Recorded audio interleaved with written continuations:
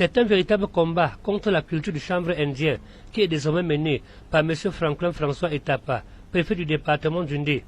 En effet, jeudi dernier, un champ de 10 tonnes de chanvre indien d'environ 2 hectares de plantes a été brûlé par les forces de maintien de l'ordre dans le village de Banenkane, arrondissement de Banganté. En quoi le préfet du département d'Undé, le cannabis est très cultivé dans son département.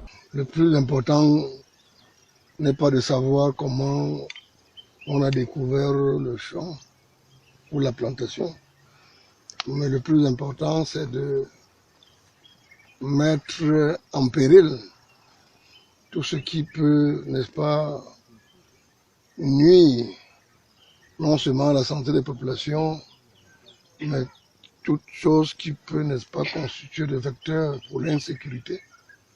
Notre objectif majeur, c'est de lutter contre l'insécurité. La découverte est le fruit d'une enquête ouverte à la suite des dénonciations des populations.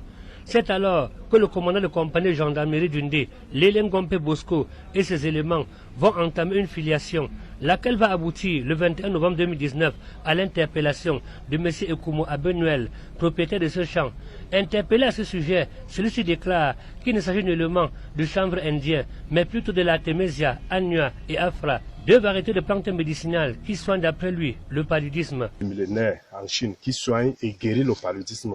C'est à base de cette plante qu'on fabrique le quartem. Donc on enlève un seul principe actif qu'on appelle l'artémisinine, qu'on combine à d'autres molécules pour avoir les ACT, pour guérir le paludisme.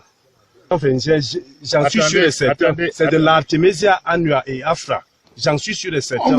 Une version balayée du revers de la main par les autorités du département d'Undé qui déclarent avoir mené au préalable des études dans des laboratoires agréés et qui ont confirmé qu'il s'agit bel et bien des plantes très dangereuses pour la santé.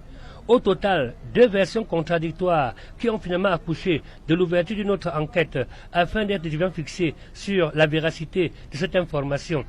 En attendant connaître la suite de ce feuilleton, le propriétaire de ce champ estime à plus de 20 millions de francs CFA les dégâts causés par ces destructions.